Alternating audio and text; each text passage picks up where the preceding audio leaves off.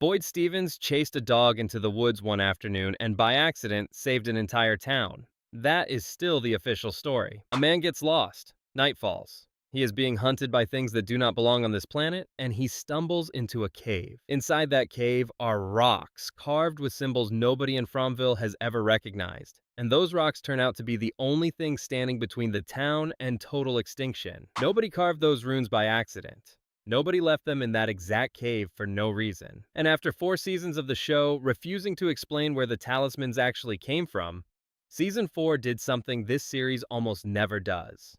It gave the mystery a deadline, because as of the Season 4 finale, every single talisman in Fromville is gone.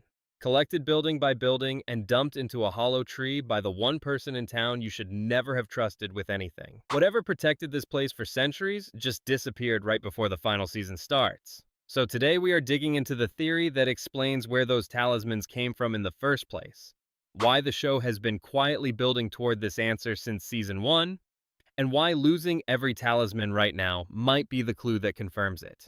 Let's start with what we actually know, because From does not waste details. Before Boyd found that cave, the residents of Fromville survived the only way they could, hiding in bushes, boarding up dugouts, praying the creatures wandered somewhere else that night. People died constantly. Then Boyd goes foraging, follows a dog he has never seen before, gets turned around in unfamiliar woods, and ends up in the one cave in an entire forest that happens to contain the exact object capable of saving everyone. That is not a small coincidence. That is the biggest coincidence in the show's history, and the show has never once treated it as a coincidence. Every other mystery in Fromville eventually gets an answer. The monsters, the children, the reincarnation loop, all of it gets explained eventually. The talismans do not. 4 seasons in, we still do not know who carved them, who left them, or why that cave. When a show this deliberate stays silent on one specific detail for this long, that silence is not an oversight. It is a setup. Here is where Julie Matthews comes in, and here is where you need to actually pay attention, because the rules matter. In Season 3, Julie starts physically traveling into past events in Fromville. Not dreams, not visions. She is there, in the room, as things that already happened happen again around her. Ethan gives her ability a name, Storywalker, and he lays out the one rule that governs everything else in this theory. She can visit chapters of the story that already happened. She cannot rewrite them. When Julie asks if she can go back and save someone who already died, the answer is no. The Season 3 finale proves this in the most brutal way possible. A future version of Julie, visibly older, visibly hurt, travels back specifically to stop a death that already happened, and she fails completely. The event was locked in. It happens exactly the way it always happened, no matter what she tries. Now here's the detail that makes this whole theory work, and it is easy to miss the first time you watch it. Earlier in Season 3, Julie travels back to the night Boyd was trapped in a well, chained up, desperate for someone to throw him a rope. And Julie throws it. Watch that scene again knowing what we know now. Boyd was always going to get out of that well. His survival always depended on that exact rope arriving at that exact moment. It was not a new event created by Julie's time travel. It was always Julie. She just had not lived long enough yet to know it was her. That is the mechanic. She is not changing the story. She is discovering which parts of the story were always secretly her. So apply that same mechanic to the talismans, and the theory basically writes itself. The talismans were always in that cave. Boyd was always going to find them. The town was always going to survive because of them. The only real question is who put them there. And if a future version of Julie traveled back before her own family ever arrived in Fromville and planted them herself, she is not breaking any rule the show has established. She is following the exact same pattern as the rope, just further back on the timeline.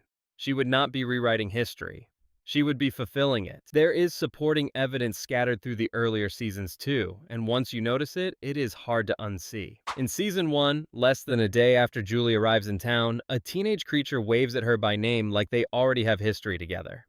She has never met this thing in her life. But a future Julie, one who traveled back to plant the talismans before Boyd ever found them, would have been wandering this same forest back when the creatures had no reason to hold back. The bloody scratches on the older Julie's face during her failed attempt to save Jim line up with exactly that kind of encounter. It is entirely possible this town has already met her. She just has not gone back to make it happen yet. There is also a smaller, weirder thread the fandom keeps circling back to. Before the Matthews family ever left for their road trip, Ethan owned a children's book featuring a cave where unwanted objects turn into treasure, and a location called the Lake of Tears, a phrase Ethan uses before the family has even reached the town. If Julie's story walking eventually lets her step outside Fromville entirely, one theory says she is the one who wrote that book years earlier, using it to plant the town's vocabulary into Ethan's head long before he needed it. It is speculative. It is also exactly the kind of long game this show has proven it is capable of playing. And this is where the theory stops being cute and starts being genuinely unsettling. If Julie has been quietly authoring key moments in Fromville's past without knowing it, then the town is not surviving because some outside force decided to protect it. It is surviving because someone trapped inside the loop has been unintentionally building the loop's own survival mechanisms. That changes how you should read every scene where the entity calling itself the storyteller confronts Julie directly. He keeps telling her the story cannot be rewritten. He keeps showing up across different points in her timeline, agitated, almost rattled by her presence. Passive observers do not get that kind of attention. Something about Julie makes him nervous, and if she really has been placing objects into the town's history that keep saving lives, the answer to why he is nervous is obvious. He is not dealing with a witness. He is dealing with competition. Here's the part that changes everything, and it happened only weeks ago.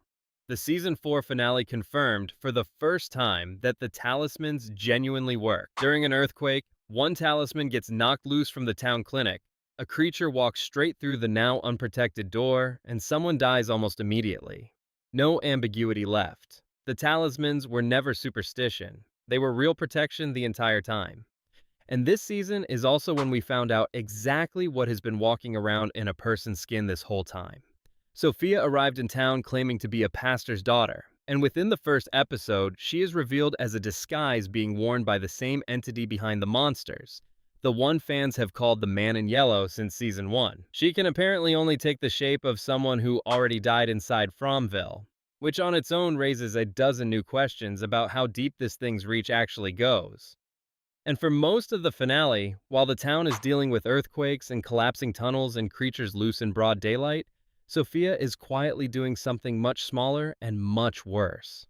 Walking from house to house, pulling every talisman down one at a time while nobody is paying attention. By the final scene of the season, she has all of them. She meets the entity's apparent rival, a mysterious figure the show calls the Boy in White, out in the forest, and the two of them make it clear this is not over between them. Then she walks off and drops every single talisman Fromville has ever had into a hollow tree, and the season ends there. Think about what that actually means for the talisman theory. If a future Julie really did plant the original talismans to guarantee the town's survival through this exact cycle, that protection has now been physically removed from the timeline.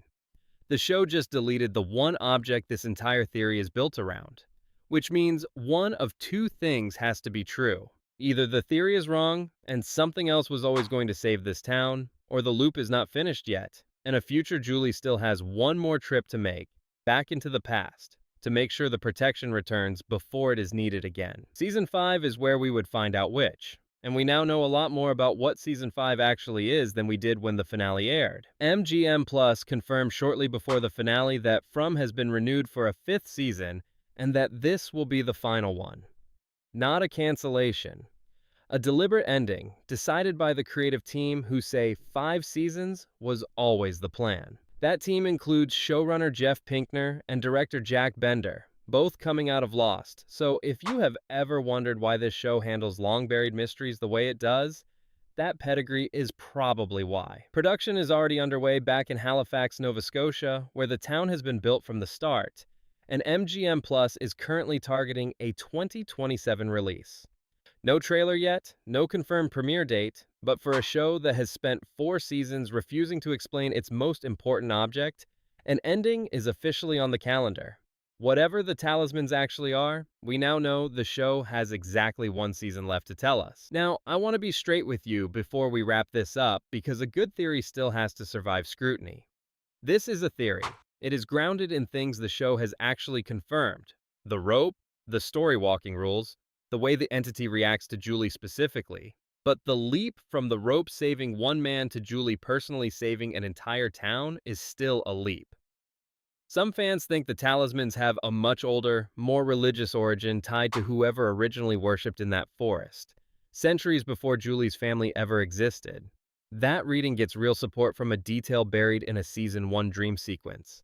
A stretch of wall carved with 9 separate years, running from the early 1500s all the way to 1978. 9 dates, possibly 9 different cycles, 9 different generations who found themselves trapped in this exact nightmare long before the Matthews family ever packed a car.